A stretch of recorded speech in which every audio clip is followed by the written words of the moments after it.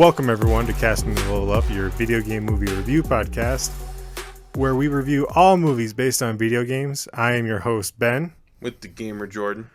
On today's episode, we are reviewing Resident Evil. More energy. Resident Evil. Resident Evil. Released March 15th, 2001? Maybe. Jordan, what's going on? 2002. What do you mean, Ben? Your energy. So, I showed Jordan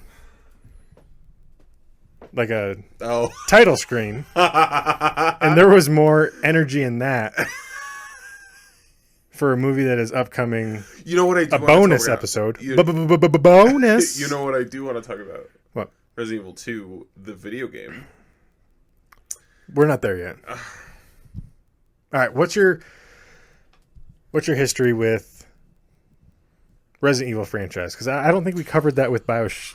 I almost called it Bioshock. That is a huge offense. Yeah. Fucking top 10 video game of all time. I almost compared to this fucking genre. Anyway, I don't think I played a Resident Evil game until I was 14. My first one was 4. But I wasn't allowed to play Resident Evil because it was scary.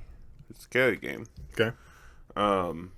So I kind of got spoiled because I didn't have to play the originals. I have, but like mainly it's just been remakes and shit. It's been great. It's been a great time for me. My first like dive into this genre was Onimusha, so everything's been fucking rainbows for me. Okay. It's been so good. My first game, Resident Evil 5. Played 1. Hated it. I won't tell you the amount of time I put into 2. No, let's dive into it, Ben. I'm gonna call you out so hard right now.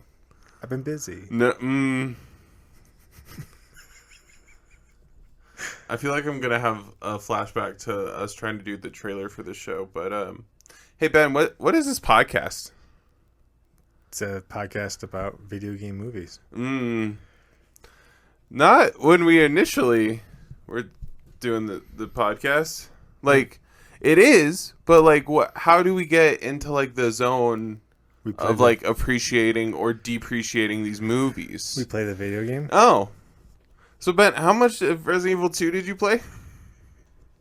It was well under an hour. Oh, did you get, like, the feel for it? Did you, like, get immersed into, like, the world? Maybe get some nostalgia? Maybe, like, could get into the mindset of somebody playing it when it came out? So that way you could, like, maybe watch the movie and get into the mindset of, like, somebody who, like, was going into the movie, like, knowing the game? Yeah, someone like me who hates this fucking video game franchise. Gotcha. These games are just not... These games are hard. Did you play the remake? Fuck you. Hold on. No, hit the little open tab on my Dreamcast. I'll let you know because I'm not 100% sure. The remake? No. Hit the open button on my Dreamcast. It's not on Dreamcast, so I don't know why you're having me hit the open button on a Dreamcast. Excuse me? Resident Evil 2 on the Dreamcast. It's not a remake. I'm not saying remake. You asked what version I played. I'm asking, did you play the remake? I didn't care what you... I couldn't answer, and I said to open... Oh my god. Cool, so you played it for an hour on Dreamcast. If it's still in that case, motherfucker, we're gonna have issues. Oh, you didn't even fucking put it in your fucking Dreamcast. So the remake, I must have played. Whatever. It must have been the remake then. Oh yeah, what'd you play it on? PS5. You're looking at me like, is it on PS5? How'd you play it on PS5, Ben? Because I have a PS5 Plus account and it was free. Really? Yeah. Turn on my PS5. I'll show you. I'll do it. So it's installed? Do you believe me or not? Gonna dig yourself deeper? No, that's fine. Where's the TV remote? Grab the TV remote. No. I don't know. I am gonna. Where's the TV remote, Ben? Underneath my VR headset. VR headset underneath. Oh, it's gone. That's automatic. I'm gonna push your shit in. You have a code. Wow. Oh. Whoa. Go ahead and hit play game. Why? Go ahead and hit play game, Ben.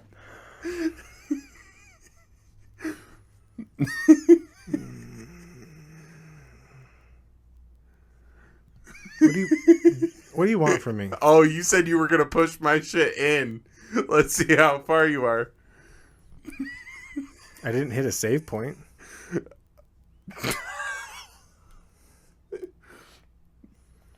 It needs to build. It needs to build a You haven't even said your language. All right, I didn't play this game. Okay. God damn it. You thought you had all your ducks in a row. Let's just launch the game next time. Sorry. Oh, man. Didn't get to a save point. There's a save point like 5 minutes after you start. I am 90% sure. So I bought that Dreamcast. The remake is so good. I bought that Dreamcast off of eBay, and then I bought this controller that came with like 2 of the saving cartridges, which are like to me the best gaming saving cartridges ever. Yeah. I think there's a Resident Evil 2 saving cartridge or save on there. Fuck. You should have just doubled down with the Dreamcast. I should have, but I know the game that's in my Dreamcast is not Resident Evil 2. Wow. What is it? I think it's It's Blink Disc. no, it's Good old Dreamcast. what's that skating game? Jet Set Radio? There you go. Oh, nice. Yeah. Solid. I want Space Channel 5 really bad. Yeah. Yeah. Yeah. So yes, Jordan, I did not play this game. I am very sorry. That's so good. Especially the remake. God damn.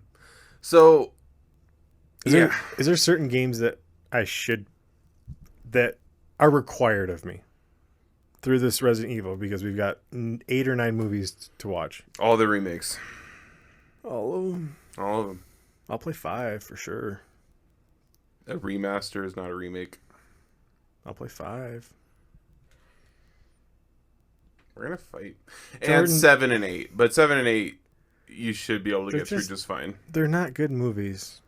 You're right, they're not good movies. Wow, No. I can't believe you just said that. They're not good games. You can go ahead and put it back on the movie. All right. So, Jordan, just go ahead and tell us your history with this game, and I have nothing to say about it. I'm sorry. Yeah, It's the first we're one. friends off. It's the first one I have not played. So the PC port of Resident Evil 1, I believe, is just the GameCube version. Resident Evil 2, they fucking, like, from the ground up, I believe an Unreal Engine, like, remade this game.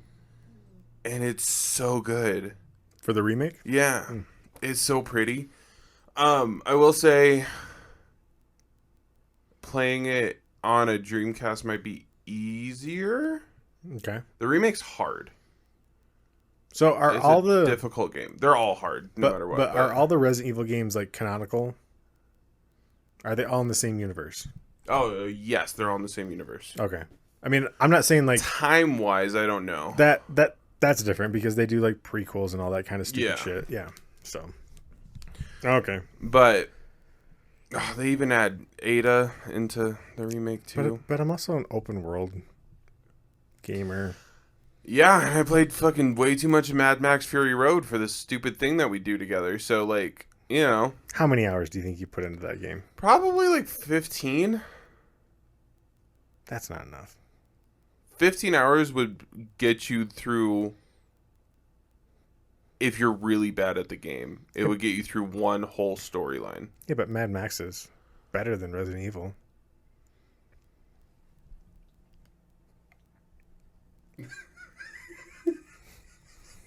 I said it. Couldn't find my eyes for a second there, though. I said it. I stick by it. You're insane. Wow. Anyway, Resident Evil 2, from top to bottom, is so good. We get the start of Leon.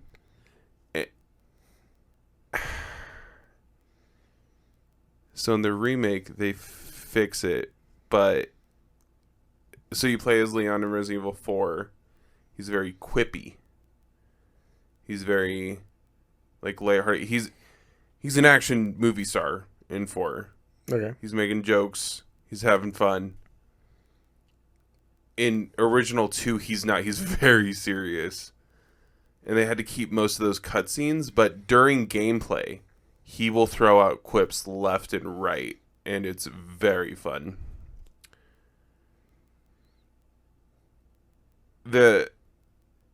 Okay. And then in the original game, after you beat the game for the first time, you get to play again, but this time there's somebody called Mr. X who will like follow you. This is kind of like a precursor to Nemesis. He'll pop up out of nowhere. He's a big hulking guy who's hired by Umbrella to like clean up everybody, like who's left over after the disaster. You're in a police station the whole time, by the way. It's kind of like the mansion from 1. There's fucking gems that you got to put in statues in a police station for some reason. Anyway, but yeah, so Mr. X shows up right away in the remake, and he's kind of part of the story, and I think that's way more interesting. Also, like I like that this game doesn't take itself too seriously. You can unlock a character called Tofu. The food? It's a giant block of tofu. Okay. And it has a hat. It has a little gun. Is it a playable character or Mm-hmm. a... Okay. It has its own little mode, too. It's so fun. Okay. It's so silly. All right. I'm more with you on that one. Yeah. Like, this... It's so good. It's so good. I'm so sad you didn't...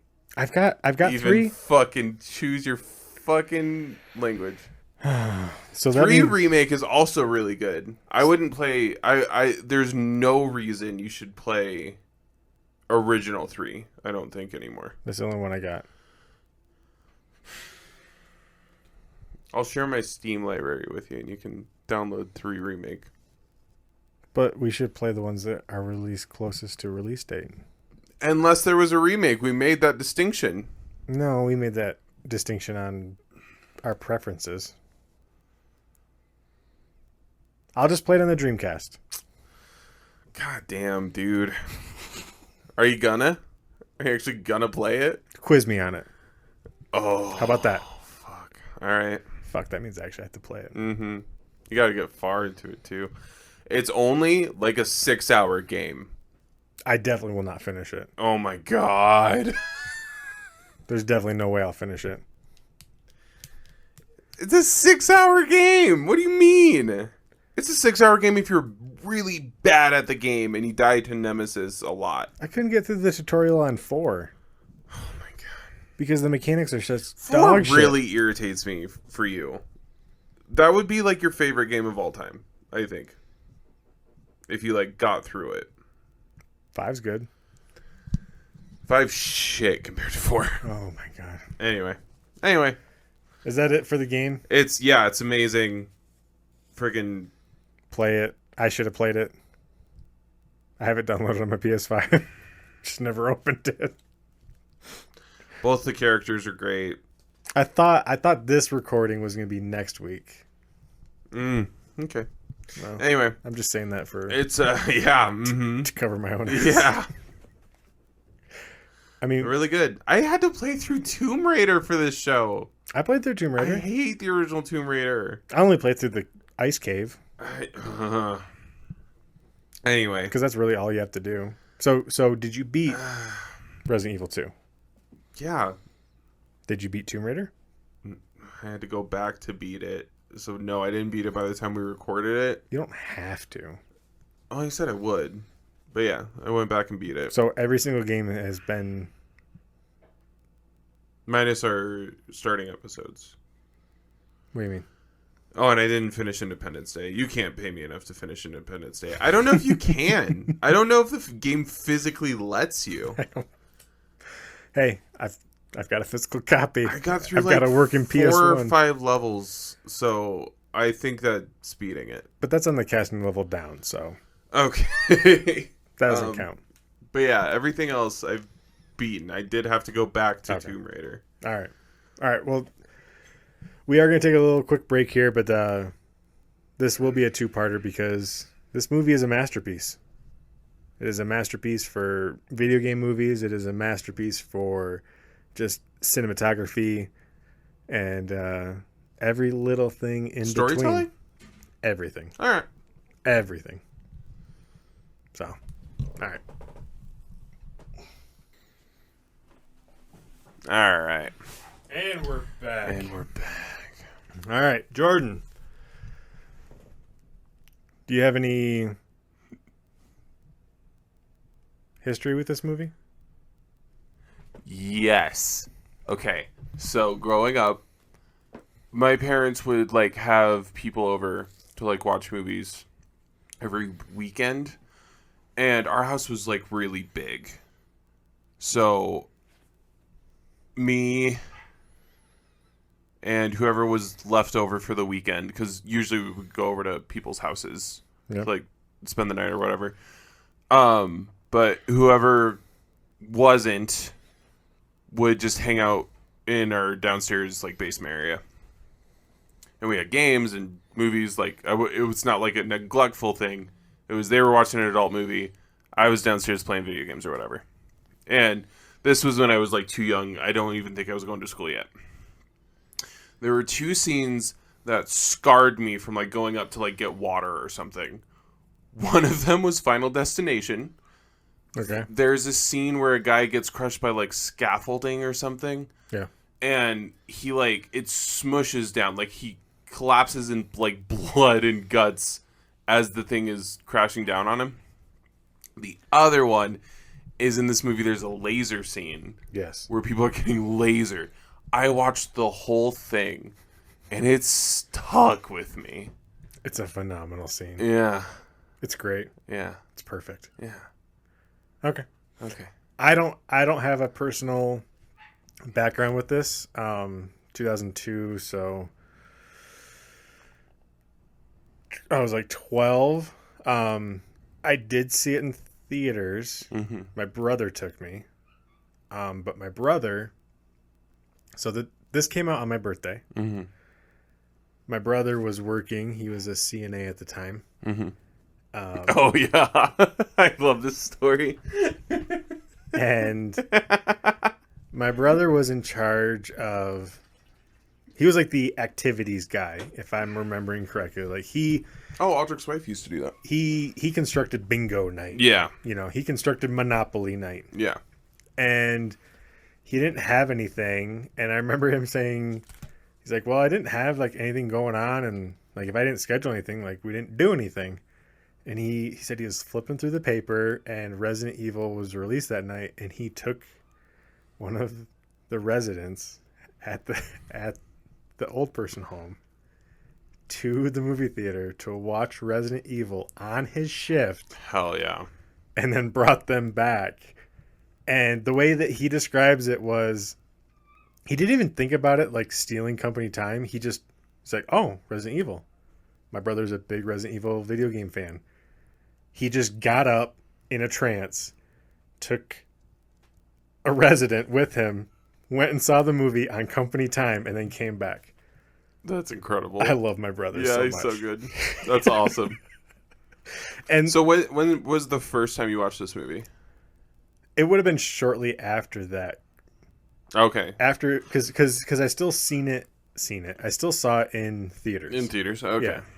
So it would have been shortly after its release date. Gotcha. So yeah, my brother just took a resident, got paid to watch the movie, and then went back to work. All right. Yeah. Because like me and my brother, we would do that a lot. Like, because we're 7 years apart. My mom would like drop me off like either at his work, and then because we also did this for Final Fantasy: The Spirit Within. Oh God. Yeah. I saw that in theater too. I'm sorry. Dog shit. As just like a Final Fantasy simp, I'm sorry. And I'm not a Final Fantasy simp. Yeah. There's a story related to that one.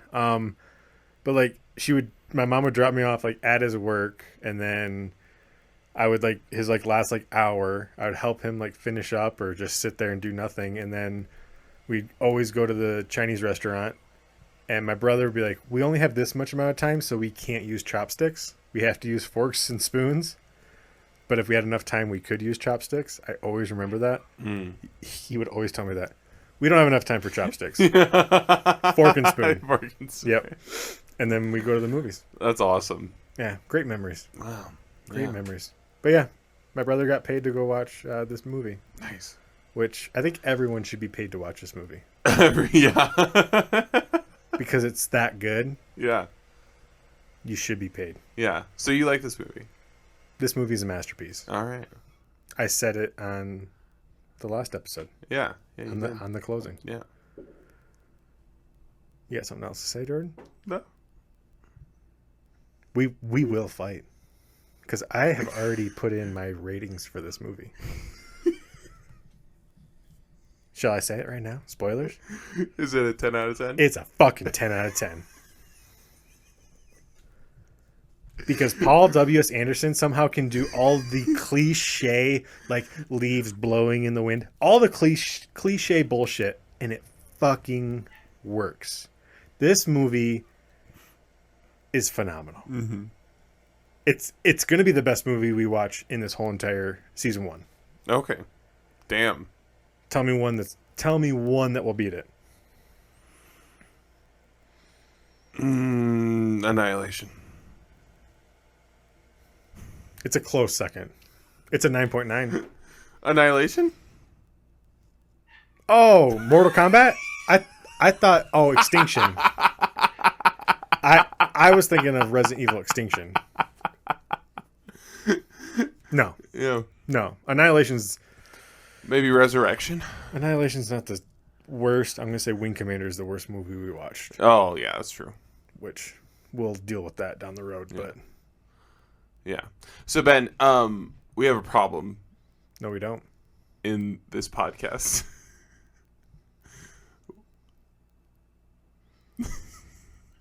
I will match your game ratings because I did not play it.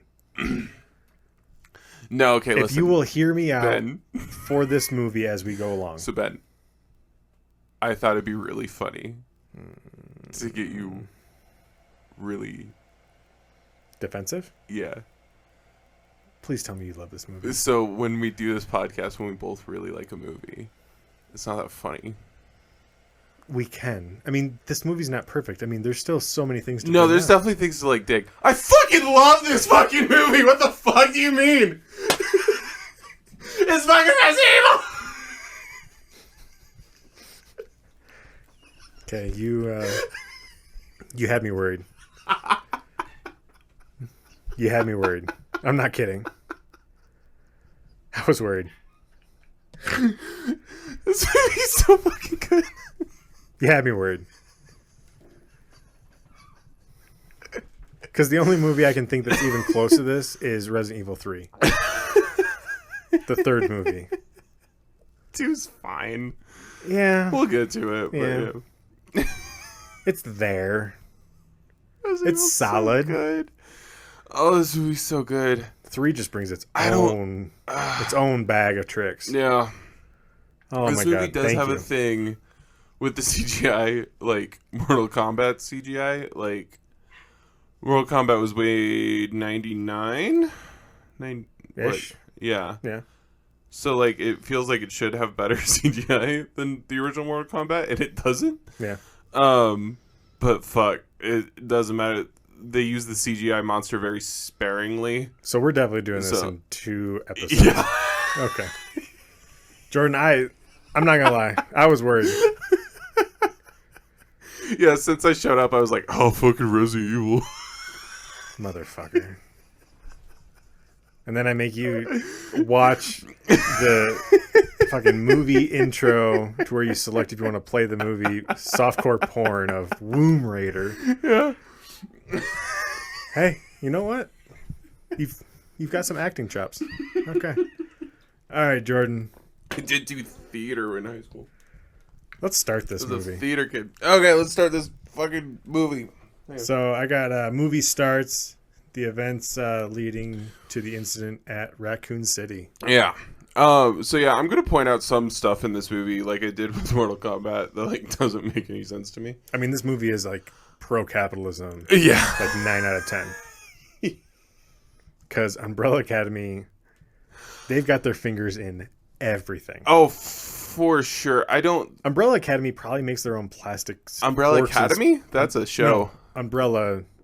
The Umbrella Corporation. The Umbrella Corp probably makes their own forks and spoons. No, for sure. I think they do. Oh my god. In the games, there's like literally like everything is Umbrella. They just have their logo and everything. Yeah. There's no way a company could actually do that. To be that widespread thin, like there's so many downfalls. Yeah. Maybe GE does that. Well, I mean, Amazon kind of... Samsung? Yeah, but Amazon kind of does that because Amazon makes their own like T-shirts now. And That's their own... true. Oh shit. Yeah. Well, so Umbrella's Amazon. Yeah. They even do like Bring on the T medicine virus. delivery. Oh yeah, they do. Yeah. Fuck me. We just talked about that. No, I don't. I'm good. You're good? I'm good. Yeah. Anyway. I don't. So they definitely paint Umbrella. I'm just gonna point out the things that I had trouble with really quick. They definitely paint Umbrella as the villains.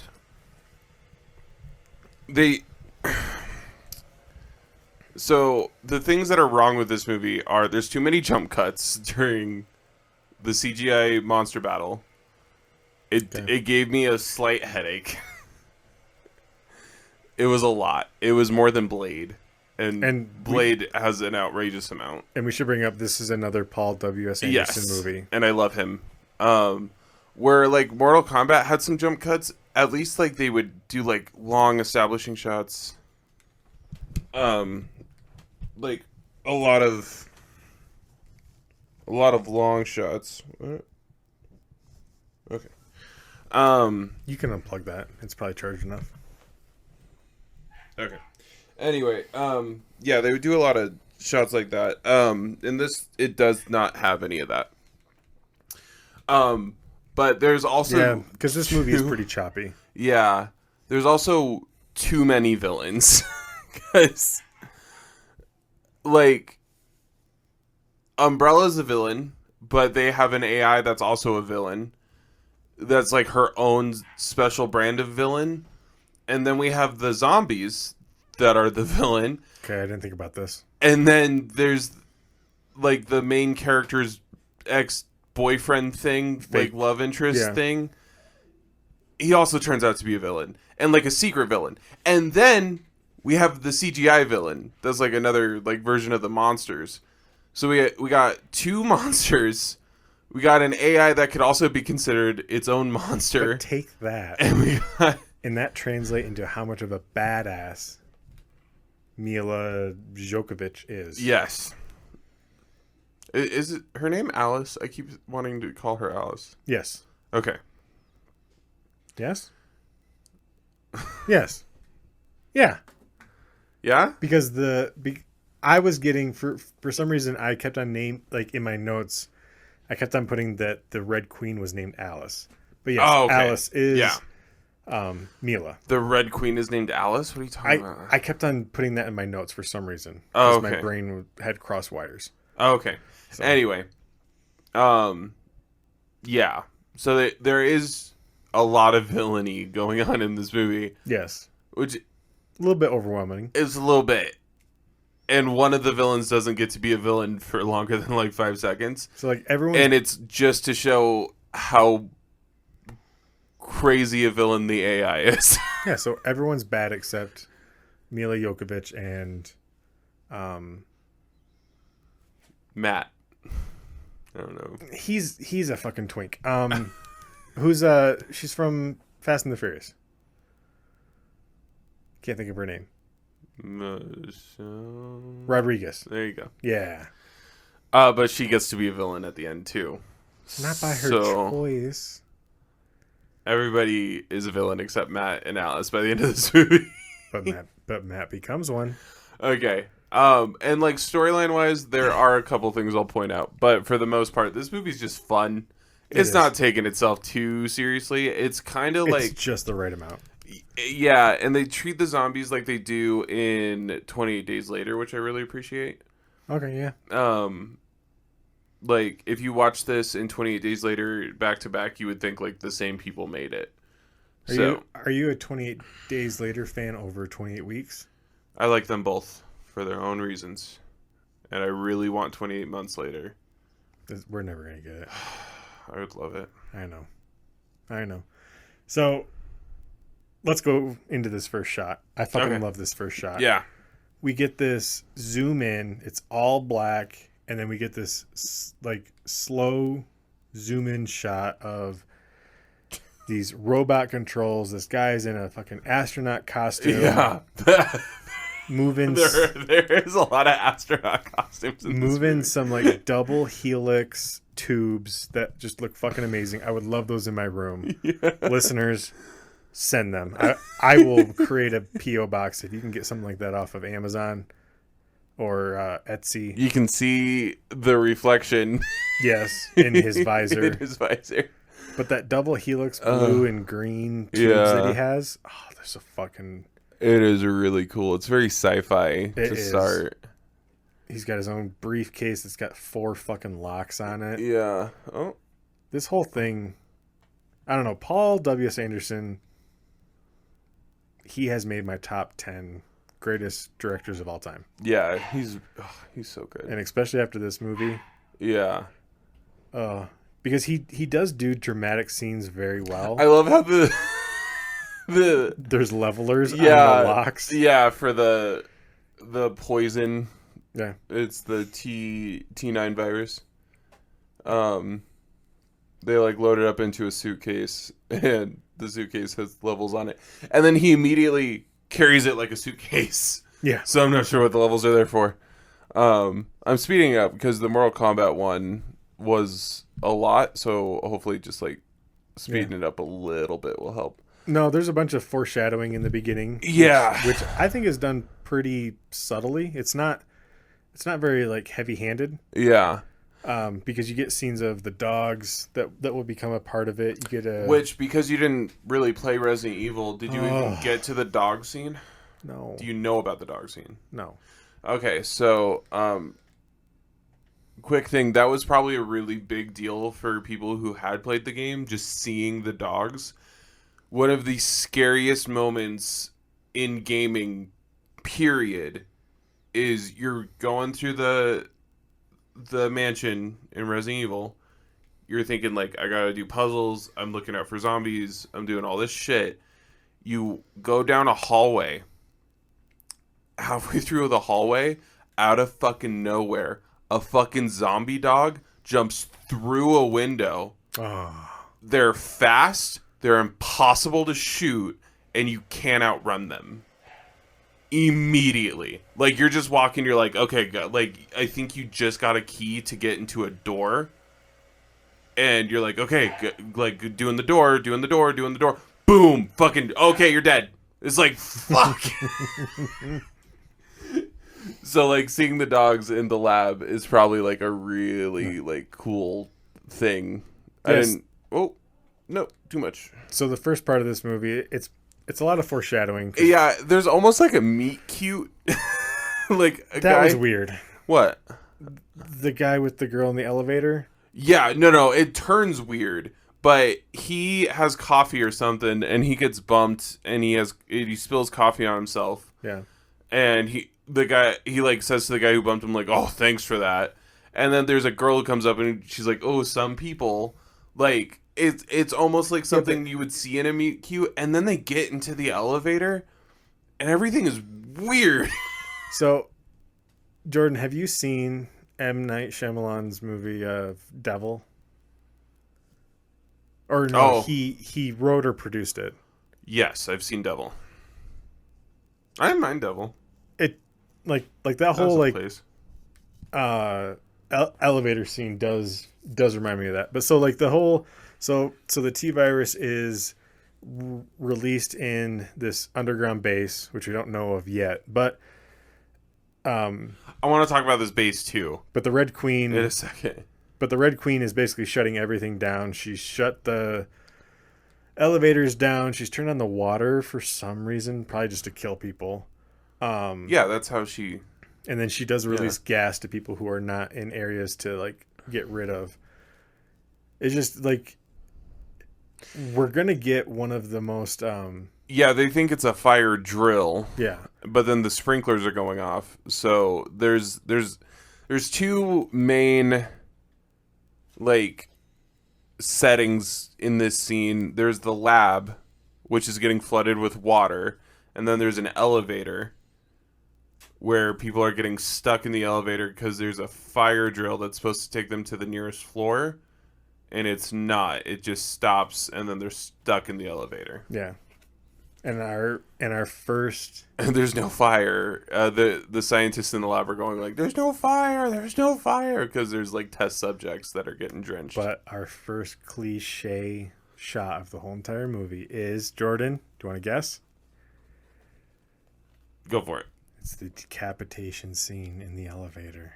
Oh yes, I know that's a little bit ahead, but yeah. We'll get yeah, because the Red Queen is just trying to kill everyone off in the hive. Is what they call it. Which that person who got decapitated is probably the only one who doesn't turn into a zombie. I know, but they don't. Well, I mean, but she would have inhaled the T virus by then because they show the dogs sniffing the T virus in the cages. Yes, but the way So to kill we these didn't- zombies is to knock off their That's heads. true. Yeah, I just wish we would have seen her walking around with no head. yeah. That would have been amazing. The tentacles coming out. Yeah, because we're watching another tentacle program. Yeah.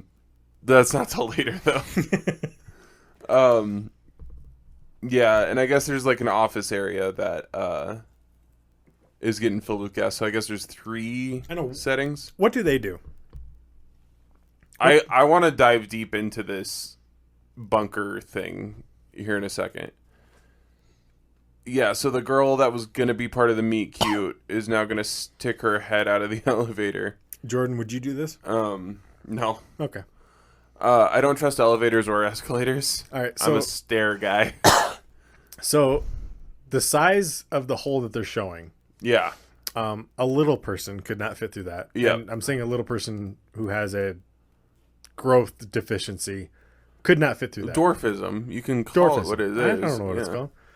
I'm trying to be PC as possible. Uh, But like she's in a hole. and she doesn't immediately. All So right. the elevator comes down a little bit. She sticks her head out. It comes then- down a little bit. And then goes all the way back up. And then she gets her arm back in the elevator. Doesn't immediately get her head back in. And then the elevator goes back up. Which, fun fact, Ben, did you know if an elevator is rapidly dropping, you will probably survive that fall? Even with physics? Yeah, so there's the brakes engage while the elevator drops. If an elevator is rapidly rising, the brakes never engage. Oh. You are way more likely to not survive an elevator malfunction that's rapidly making you go up than it is crashing down. Because after a certain speed, the brakes just engage automatically. There's also springs at the bottom of an elevator shaft. Boing. Yeah, there is no safety for it rapidly rising, which has happened before. Oh my god. Which that is now in my head forever, and I just don't like elevators. So after the Red Queen, who we have not been introduced to, starts killing everyone off in the hive, we're introduced to Mila Jovovich. Right, this is her second movie where her establishing shot, she's naked. I'm fine with that. I know, she's great. She was is she I believe she's Ukrainian. Ukrainian model? Yeah. Wherever she's from, she's gorgeous. Yeah. I believe the story of her is her dad was like, oh my god, she's like recognized that she was like actually talented And so he like worked his ass off to get her to the States just so he could get her into auditions. I believe they had like 12 cents left Oh my god. by the time she actually got anything. Yeah. Which, yeah. She's great. 12 cents. Yeah. Um, That's the story I heard. I don't know how true it is. I haven't fact checked anything, but would you consider her number 97 of the worst no actresses? way. I just based on Resident Evil, even the shitty movies, she has Yes. given it her all. Yeah. I think she's great, And and especially like Fifth Element. Which is the other movie I was thinking of where Multipass? yeah, where her establishing shot is she's naked. Yeah. Another scene of creepy fucking scientists. Yeah. Callback- A lot of creepy Call back scientists. to Alien Resurrection. Yeah. No, so yeah, she's considered number 97 of the worst top actors of all time. That's insane.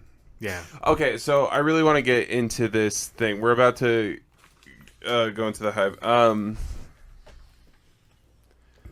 I have so many problems with Jordan, what's your problems? all this.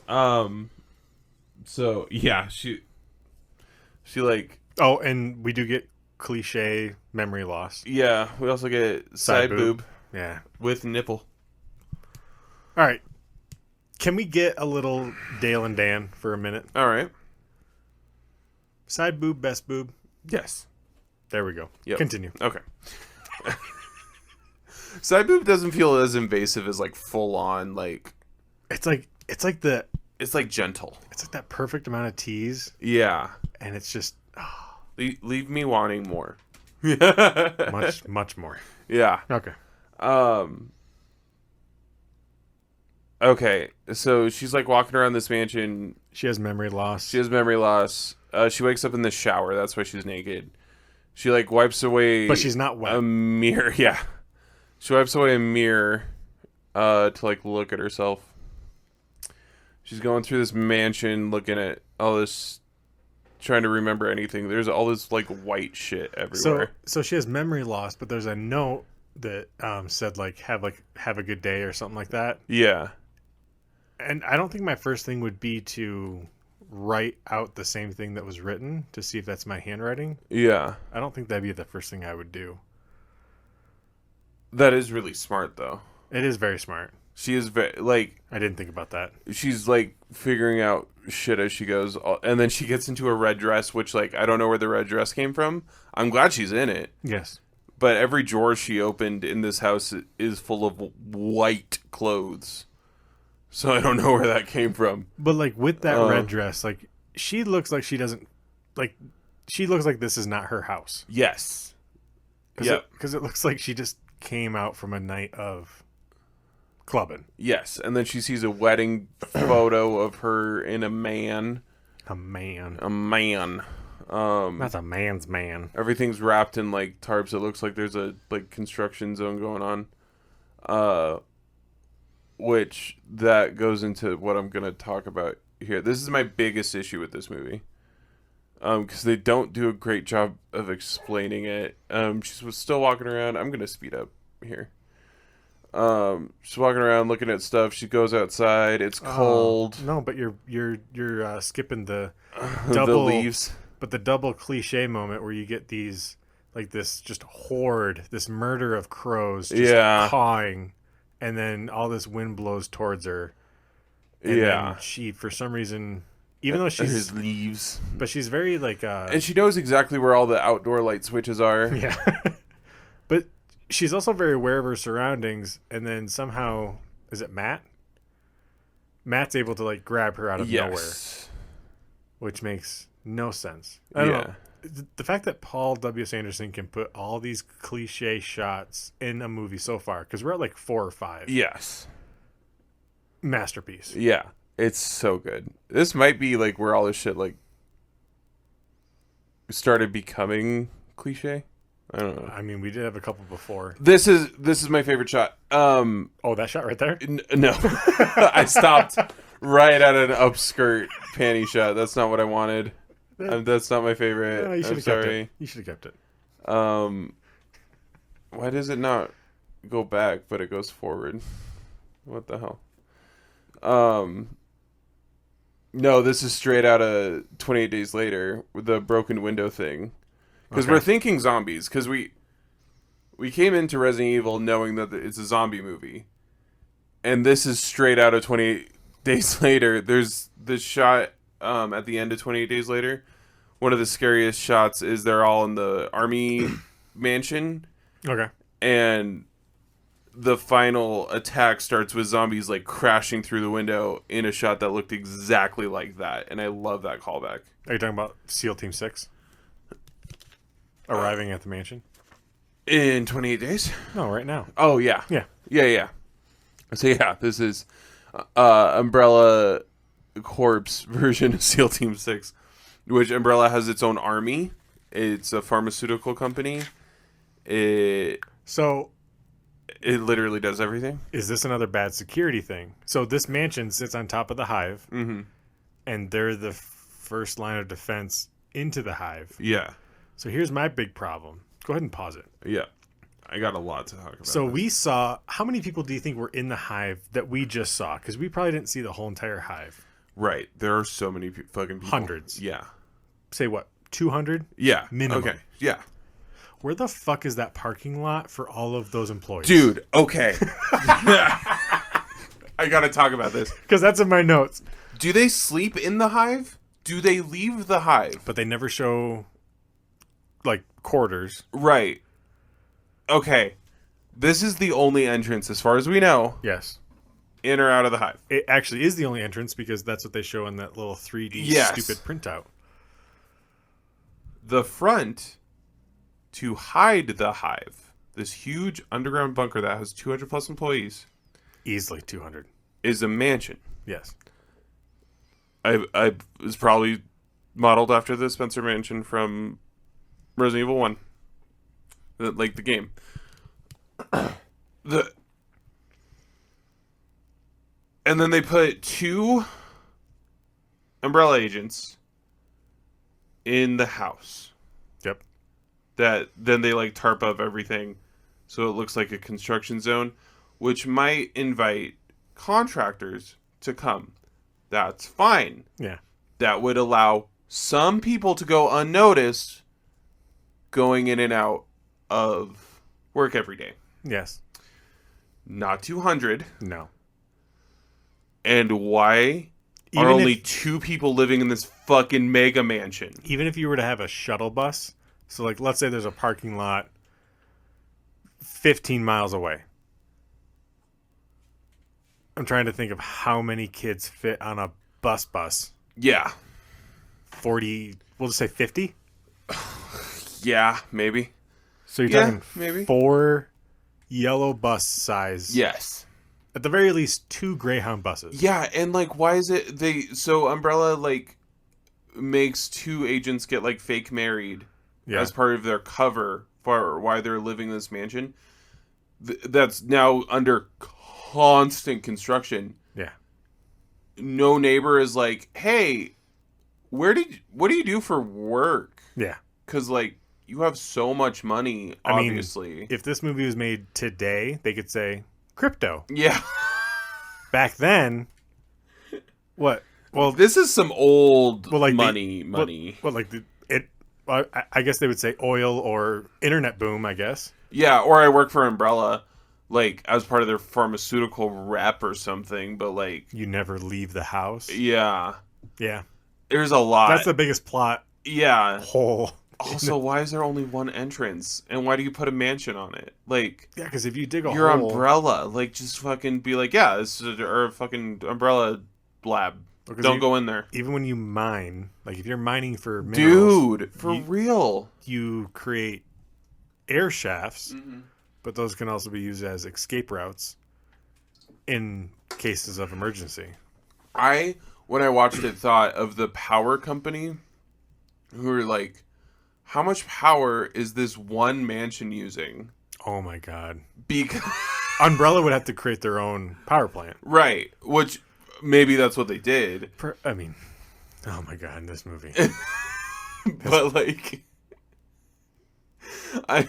in my head, I was thinking just like some poor guy at like Rocky Mountain Power is like trying to be like, hey boss, I don't want to like call out a rich person, but like they're using like a full on skyscraper's worth of power. A quarter of a city. For this fucking one house. Like, imagine the breaker boxes. Yeah. In that fucking mansion, like a quarter of that mansion would just be breaker boxes. And a transformer somewhere, just like, and then a whole another quarter of it would be just nothing but like supercomputers. Yeah, and like the establishing shot of the mansion, it's not like a McMansion. It's just a mansion, like it's a big ass like estate house. I would say probably 15 rooms. Yeah, like it's not. Umbrella made some choices in this movie. Yeah. And none of them make sense to me. They made some cuts. Yeah. And they don't make sense. Yeah. Good Lord. All right, so SEAL Team 6 arrives. Yeah. And as Jordan said, it's very 28 days later. They take Alice and Ryan, who is a police officer, supposedly. Grabs Alice for no reason.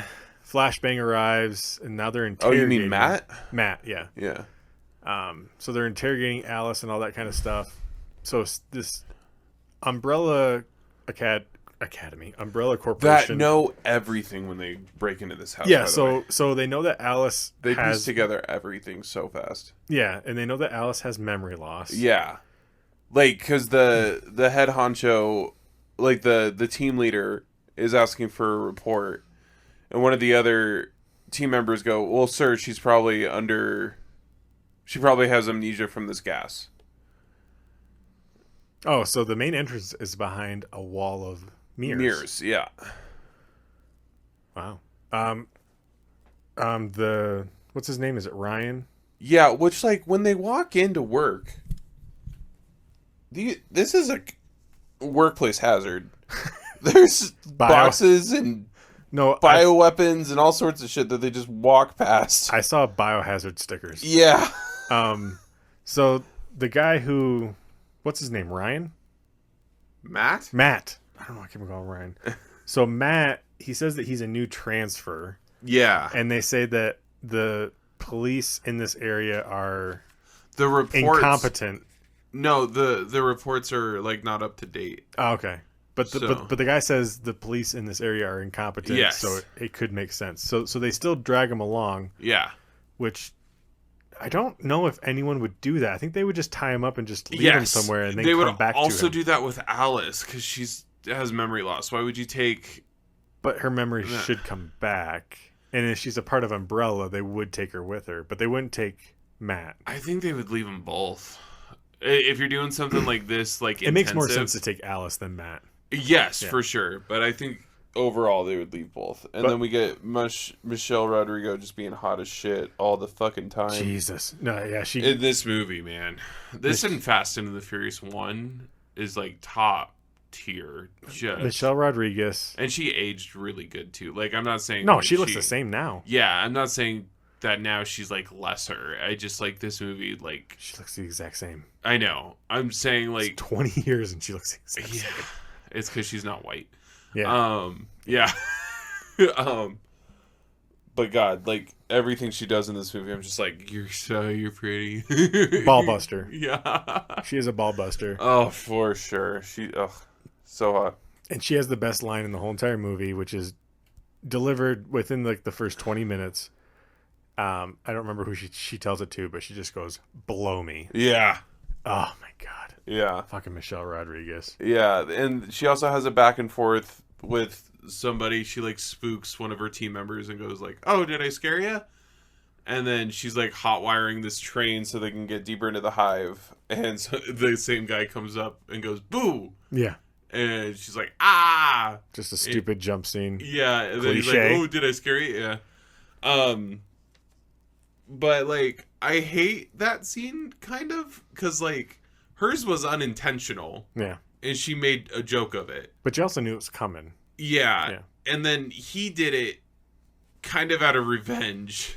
But he's going to die soon anyway, so it doesn't matter. So they're all on the train, and so Michelle Rodriguez's character, she's trying to open up the back of the train. Yeah.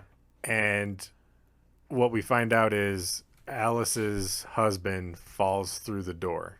Yes. And he is unconscious. Yeah. And she's piecing things together. And so is Matt somehow. But he seems so stupid. Oh my God. Go ahead. Well, I mean, he's smarter in the next movie. No, but he doesn't have any lines, though.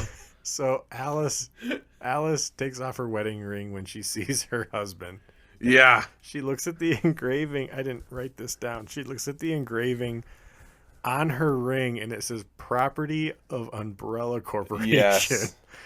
And I wish I could have got that inscribed on my wedding ring. I still might. It's really good. I forget the actor's name too. He's super famous.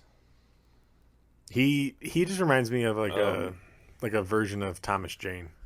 Yeah, because he does look like Thomas Jane. Yeah, he's like who you hire when Thomas Jane is too busy. Just a short, which is like often a shorter white guy with just a square jaw. Yeah, he's pretty and deep set eyes. Yeah.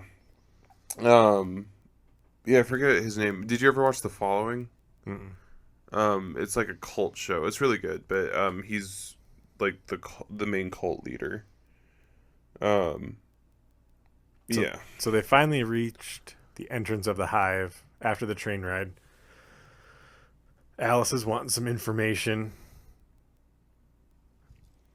And we're kind of getting a... Yeah, we get an exposition dump for Alice. So and this is where the fucking cuts, man. Yeah. The cuts are crazy. But it's to make you feel frantic at the beginning, which True. I can see that. I like. Here's the fucking DOS. Yeah. The DOS like 3D rendering of like how they got like the whole layout of the hive, the mansion. Yeah. And yeah, there's only one entrance to the hive. There is only one entrance. Unless this is an entrance at the top. No, that looks like power lines. So that's where powers are coming from somewhere else. Oh. And then everyone's body is... Yeah, only one entrance as far as we can see. Damn. Maybe two. That's a bad design. What if there was a real fire? What if there's a fucking earthquake? What the hell would happen to the hive? It would get just completely disintegrated. Well, I mean, what happens with a real bunker when there's an earthquake? Yeah. I don't know. But something of that magnitude, because it showed like, what, 12... Yeah, it's 12 stories underground. It's a skyscraper underground. Good Lord. Yeah. But anyway, yeah, we get an exposition dump. Alice and pretty boy train guy were married, and their front was to like protect the fucking two people mansion. To protect all of this research. Yep. That's not supposed Which to is a bioweapon. Like they're making a bioweapon, and this is their way to make it. Like it's so weird to me. And then we get like a Splinter Cell guy going into an elevator shaft with night vision goggles. That's a good reference. Thank you. Oh, I guess he's not going into an elevator. It's the elevator room, so where you would enter the elevators. And then they show like an outside shot of like skyscrapers outside the windows. Got to make people happy. Yeah, and they're like, oh, it's easier to like. So I feel like be underground when you pretend that it's above ground. Maybe they do stay down there for like a week at a time. Yeah. But I feel like they just like Anderson could have just made a green screen there and like put anything. True. But he just left the shot and then like made a line for it. And I love that. Yeah.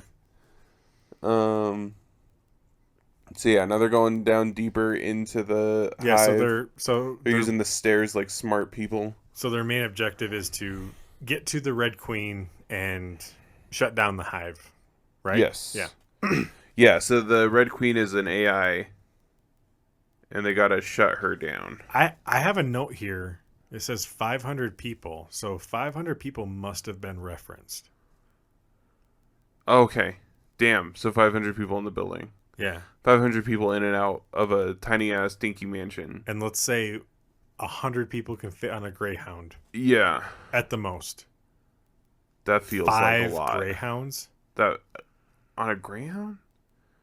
I'm being very generous. Okay. Yeah, if they're all standing, maybe Maybe 50. that feels to like 75? a lot. 50 people on a Greyhound? Yeah, 50 I need to feels Google this. more closer. You keep on going. I'm gonna. Yeah, so then Alice is slowly getting her memories back, looking at her false husband, and they definitely hooked up before.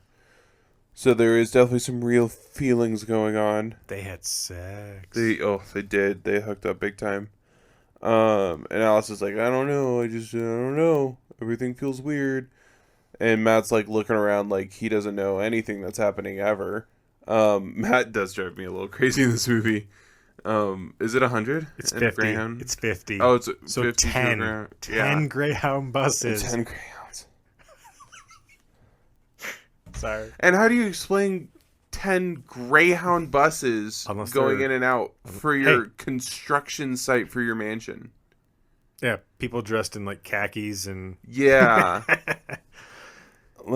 Yeah. Paul W. I love this shot. I love it. That is very iconic. Yeah, so they're walking through a hallway with all the labs got flooded, completely full of water. So there's yellow What they water. showed in the beginning when the Red Queen was killing everyone. Yeah, it's yellowish water. They start seeing people in the water, and as they walk away, the camera turns back to one of the people, and she opens her eyes and puts her hand on the window, which is one frame, she's dead, and then next frame she's alive with her hand on the window, which I love. And her eyes open. and her eyes are red. So what room is this that they're in? After they leave the lab area, they go into this room It's that's tanks, but they got tubes in them. Yeah, It's gonna show the mutant it's dog where they things. put the testing people. Liquors. Aren't they called liquors? Maybe. Yeah. Oh. And Alice is curious about stuff, but it doesn't. A lot of why Alice is curious about stuff doesn't make sense. Yeah. They're trying to show Alice has an inquisitive mind, I think.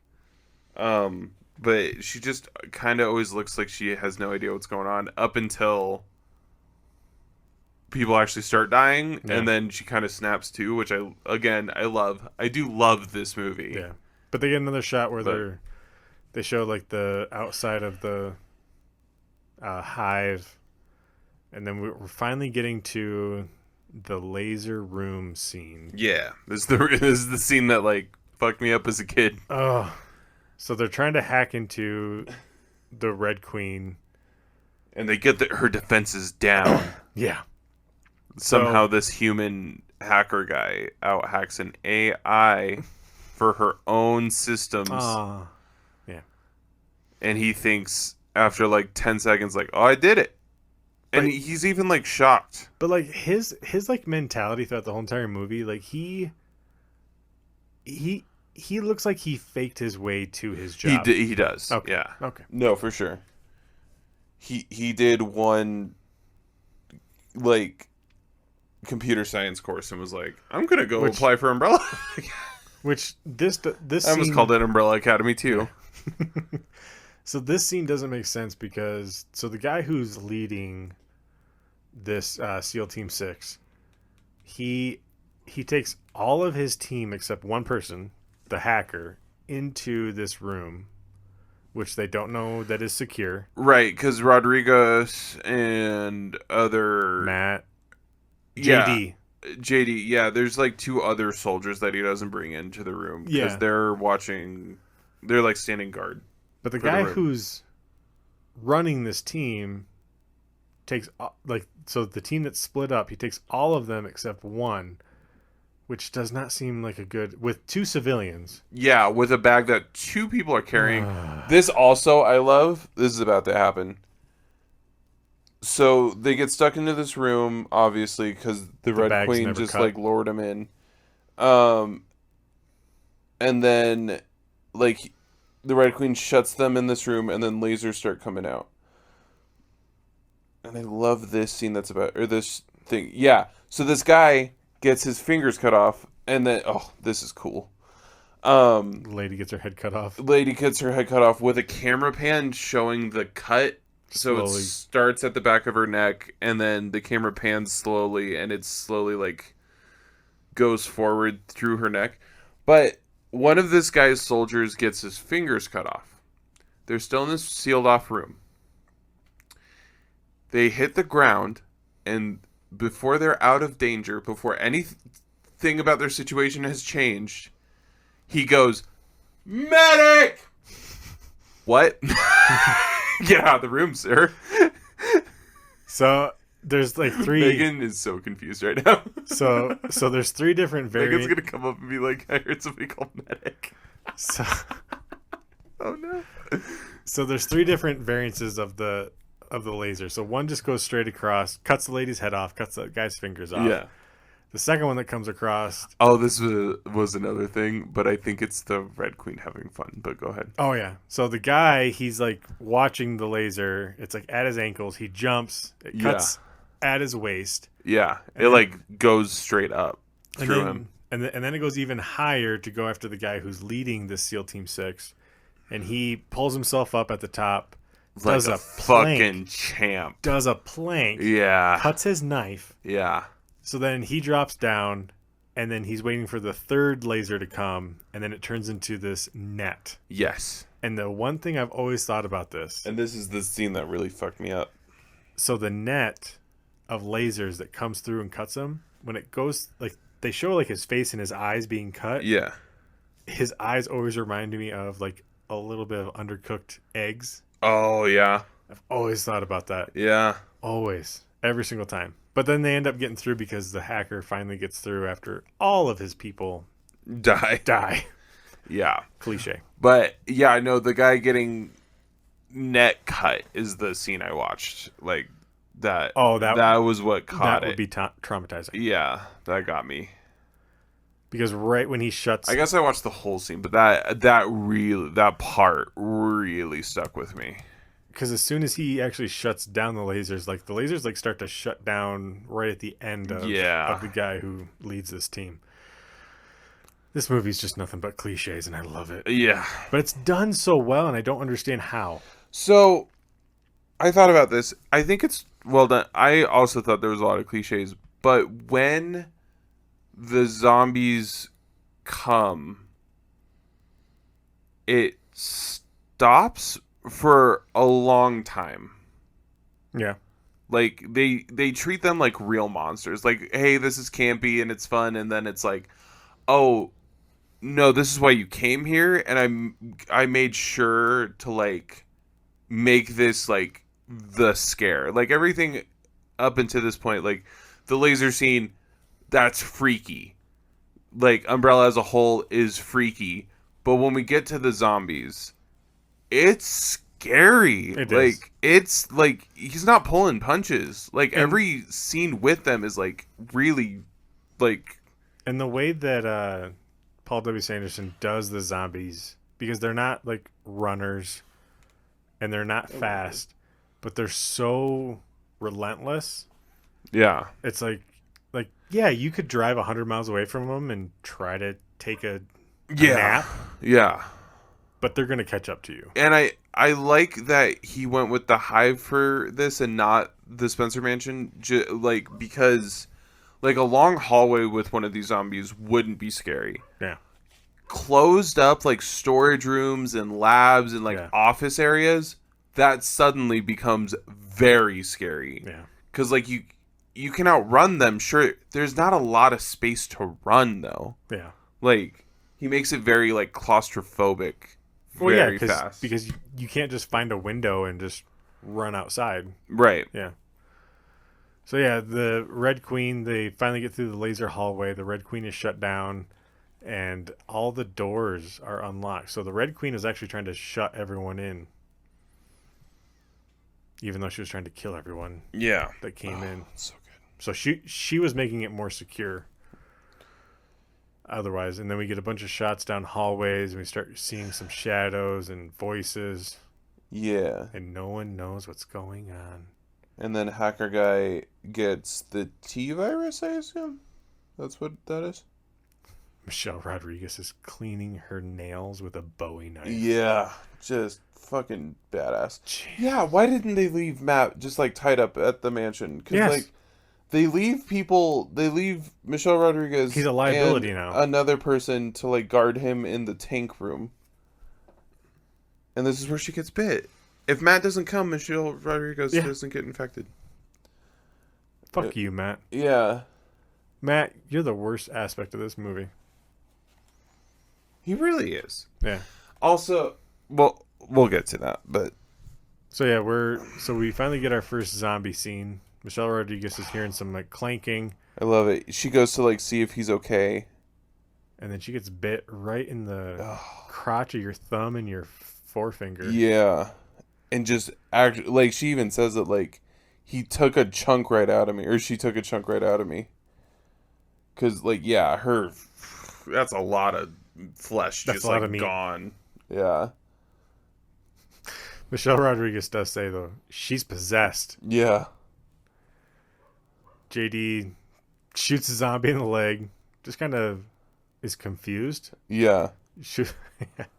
And then Michelle Rodriguez just unloads into this woman's chest with like Which, half a clip. To make this a little bit political, Joe Biden's guy right there, the JD, because he was like JD Vance? No.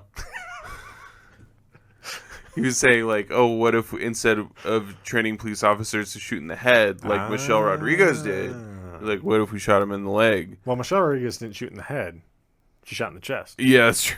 Yeah. But anyway, which that's its own thing. I mean, if you're a zombie, police officers shouldn't be in shooting situation, but if you're a zombie, same. Yeah. So they do figure out. So all the team gets together, and Matt sees the coagulated blood, and he says that only happens after you're dead. Yeah. No one really listens to that. Oh, I hate that. So there's another scene of a zombie. He's walking on his ankle. Yeah, like his foot is clearly broken at the ankle, and he's walking, like hobbling on it. But this dragging an axe behind him. Yeah, and he's missing half a face. Which is that's such a freaky scene. Like Shutter Island straight up just like 100% ripped it off. Oh, God. So yeah, the whole team's dealing with the horde of zombies now. Michelle Rodriguez with the fucking neck snap. God, she is so badass. Yeah, she's just confused, but she's like, oh, I guess I'll just start taking them out. Good old Farley. Yeah. Yeah. Then Now, it's soldiers versus zombies. And then Matt is like taking his handcuffs off because Alice slipped him the keys for it. Yeah. Which all right, so I do get so like all of these soldiers are trained to shoot for center of mass, which is the chest. Yeah. But I feel like it wouldn't take them this long to figure out, okay, I just put 8 rounds into this guy's chest. Yeah. We just saw JD right there probably put about 16 to 20 into one guy's chest, and he got back up. I feel like it wouldn't take them that long to figure out, one bullet to the head. Yeah, does somebody like throw a grenade? How does the fire start? Do I need to rewind?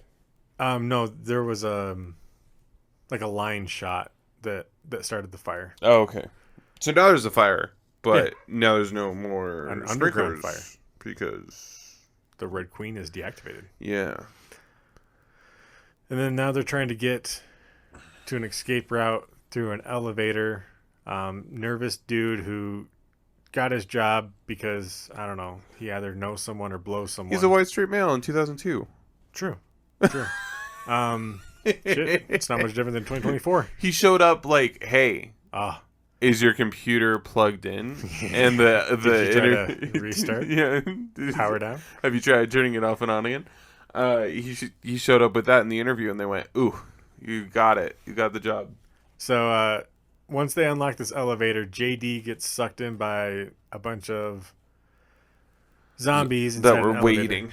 And Yeah. Michelle Rodriguez, she was very upset. She gets bit, I don't know how many more times, trying to save JD. And now I don't know where they're thinking about going now. This is the CGI that's really bad. The Lickers, I think is what they're called. Yeah, as the tentacle monster, it just never looks good. Anything Yeah. that stretches doesn't look good. Yeah. Uh-oh. Oh, Uh-oh. oh, bye. Paco can stay in here. um, Hey, Paco.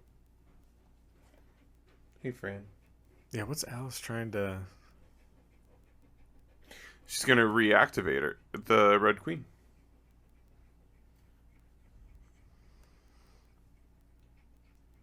Oh, is that what's going on right now? Yeah. Jesus, my brain just shut off. Yeah, so after all this, Alice is like, okay, obviously, situation bigger than anybody was ready for. I'm going to go reactivate the Red Queen because obviously we just fucked up and the Red Queen might have been onto something. So Jordan, this movie does get categorized though, right? In bad security. Because you gotta think bad security in the beginning. You have these two agents in the mansion who are supposed to protect the entrance of the hive.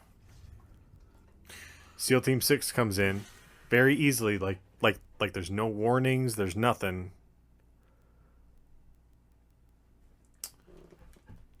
I'm going to give it a great security. And this is why.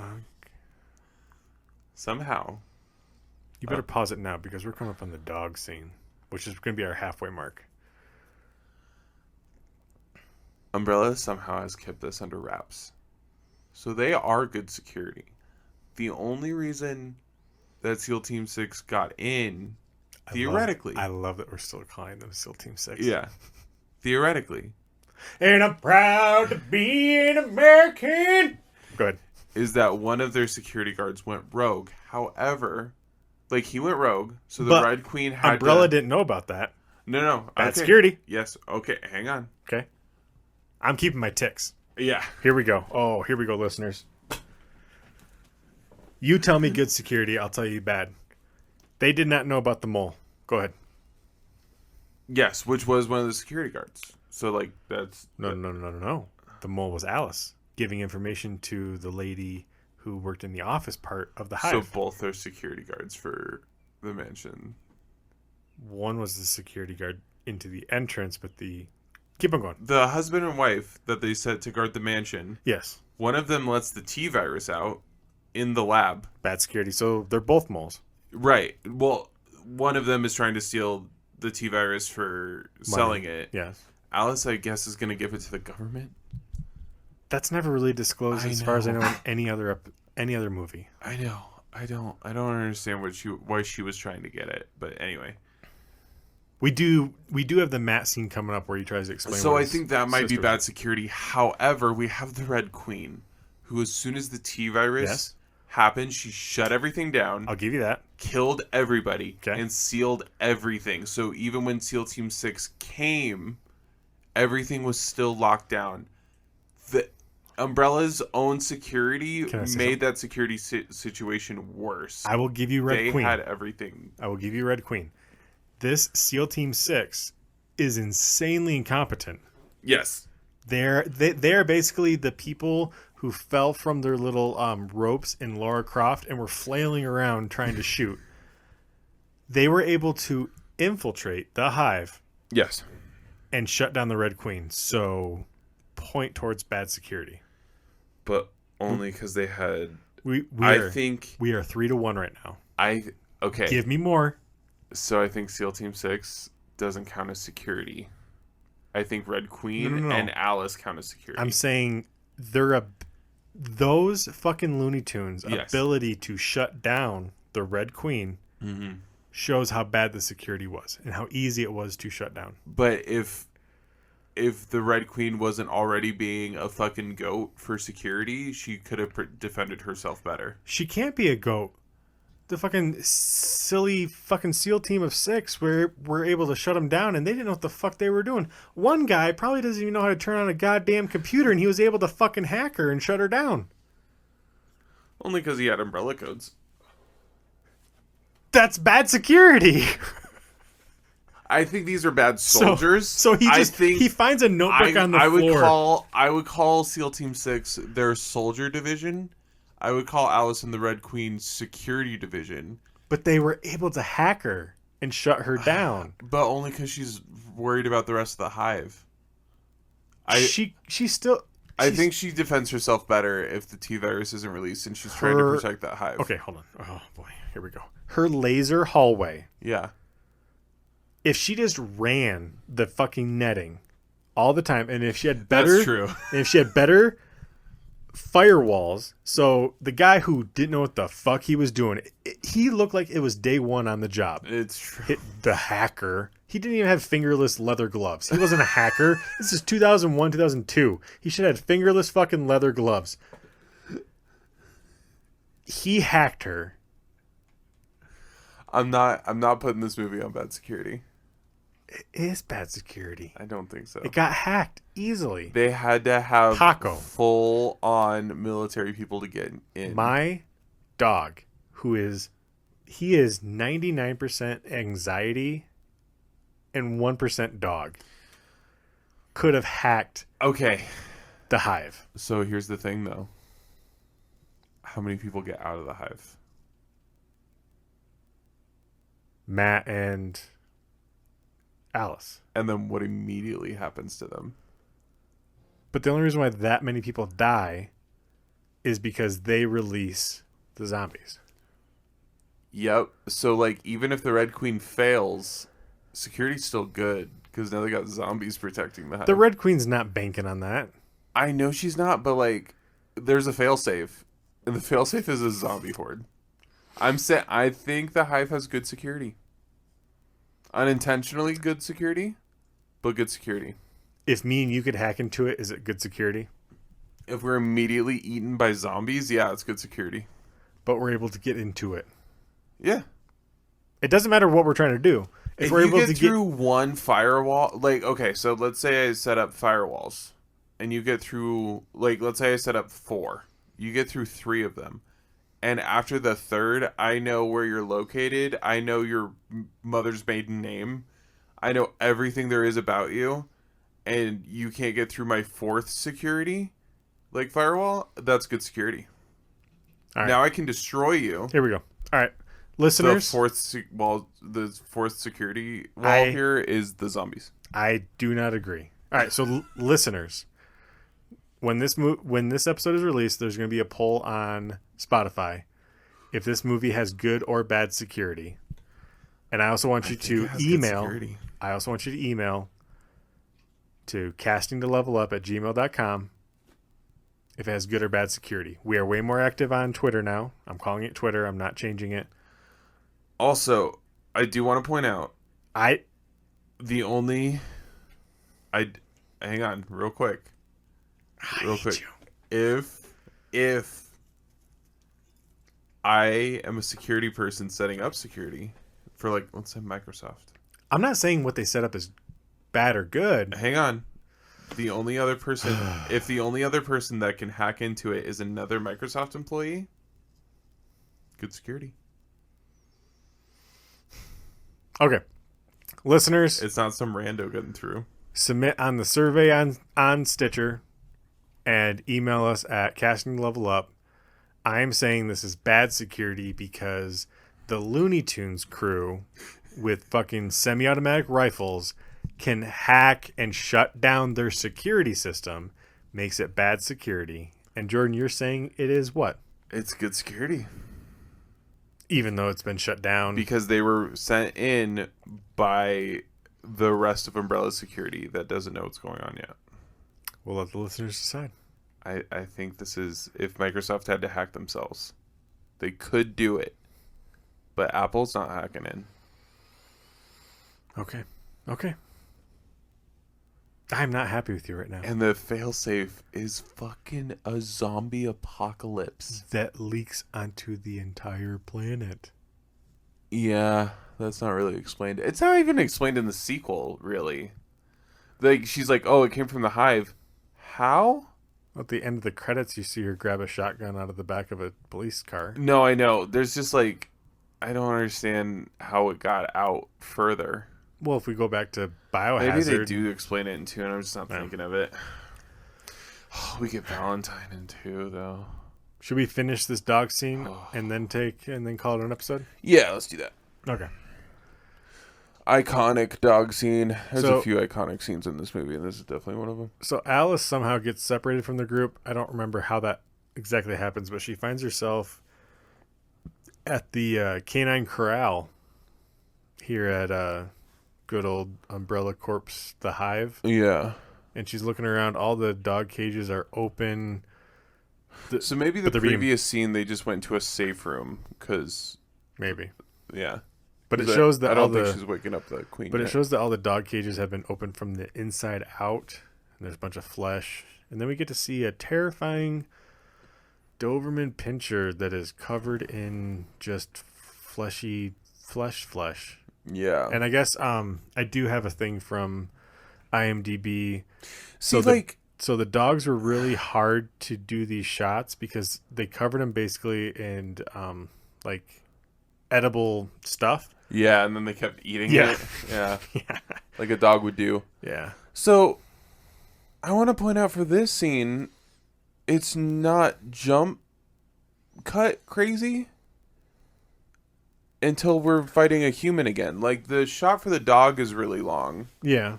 No, And but then she runs into... But I do like it because so she gets chased by this dog. She runs into this other room, jump scared by a zombie human. And then, like, to me, watching this movie, even though I've seen this movie dozens of times, Yeah. I forget about right now that the dogs are outside on the other side of the wall. Yeah. And then this is straight from the game. Like, just, like, breaking through the window. And you're like, fuck, gotta get to the door. So Because, yeah, your best bet in the game is just to get to the door that you have the key for. You're just like, fuck, you gotta sprint. Ugh. So dog jumps through glass. She goes around the other side. She finally collects herself, and then she sees 7 other dogs. Jordan, And this is where we get Alice for the rest of the series. Jordan, Like, did you see right there? So they do this slow-mo shot. So Alice kills all of these zombie dogs yeah. pretty easily. I'll add. She even does like a side, like wall climb side kick for the last dog. So they do this slow shot when Alice is shooting all of these dogs. Umbrella makes their own bullets. Yes, they do. It is Umbrella. Yep. I would Capitalism. not trust the fucking Umbrella Corporation bullets. I would not trust Amazon bullets. So, all right. Well, I will. So I have a note right here. This whole movie is bad security. It's right there. I think it's good security. All right. Well, we're gonna Agree to call. disagree, Ben. We're gonna call that part 1 of Resident Evil. And let me get the outro. Jordan, you got anything to try to? Watch this movie. It's so fun. It It's is. so fun. It's such a fun movie. You've got to take it for what it is. Yeah. No, and I know And it's not a bad movie in really any regards. But like, No. you take the cliches and you kind of give them a little head nod, Yeah. and it's just But when it starts to be scary, it's scary. Yeah. Like, and I think up until the last part, like I was talking about the jump cuts, but like, so. And one thing we haven't Did you touched ever watch on. Hereditary? Yes, I did not think that movie was scary. Okay. How about The Strangers? That sounds familiar, but I don't think. Okay, so there's a shot in Hereditary then. It's near the it's like one of the last shots of the movie. Long shots can be scary. And Hereditary is a great example. It's the son wakes up in a bed, like in his room, and he's like walking out, and it tracks him the whole time. If you watch the walls, The mom is crawling on the walls. That whole shot. But she's quiet. Like, everything's super quiet. And if you're not paying attention, you'll just miss her. Okay. But if you see it, it's fucking terrifying. Really, any long shots in movies, I love them. I respect them. Yeah. They give me anxiety. Yeah. Yeah. So, yeah. But if you're doing something like this where it's really action oriented, it's scary to like not to be so disoriented that like that's what makes it scary. So I think that's what he's using all these jump cuts for, is just like, I don't know where I am. There's still a zombie there, like, and I like that. Okay. So there's two, they're polar opposites of like, I know where I am. Oh shit, that thing is scary in a long shot. Or it's, I don't know what's going on. Oh my god, oh my god, oh my god. And that's what you use jump cuts for. Oh. Okay. Yeah, anyway. Anything else? Yeah. All right. Oh, my point of that was, we're talking, I feel like we've been talking shit on this movie, but that doesn't mean we love it any less. Like, we were talking shit on Mortal Kombat. Oh, yeah. In a few, like, yeah. I don't know if we were recording when we were talking about Braveheart. I love Braveheart to death. Yeah. I will make fun of that movie every scene. Oh, yeah. I will tear that movie to shreds. If you watch that movie with me, you will think I hate that movie and detest everything about that movie. It's one of my favorite movies. Like, I love that movie. Yeah. So don't think that us talking shit on this movie means we hate it. We fucking love this movie. This movie's so good. I mean, we have touched on it for it to be entertaining. Yeah. I mean, but there's flaws in any fucking movie. Yeah. And like Braveheart, like you see a bunch of like There's a Scotland guys with watches on. car. Yeah. There's Like- a straight like- up car. Yeah. In one of the scenes. Yeah. Gladiator, which I would say is another like almost like You just can see perfect a movie. camera in the reflections. And you can see a guy in jeans walking in the Yeah. background while Russell Crowe is on set. Yeah. It's rough. All right. Here we go. Thanks for joining us on Casting to Level Up as we journey through the cinematic hell that is video game movies. Remember to subscribe to all of our social media platforms. Until next time, may your games be epic, your movies be legendary.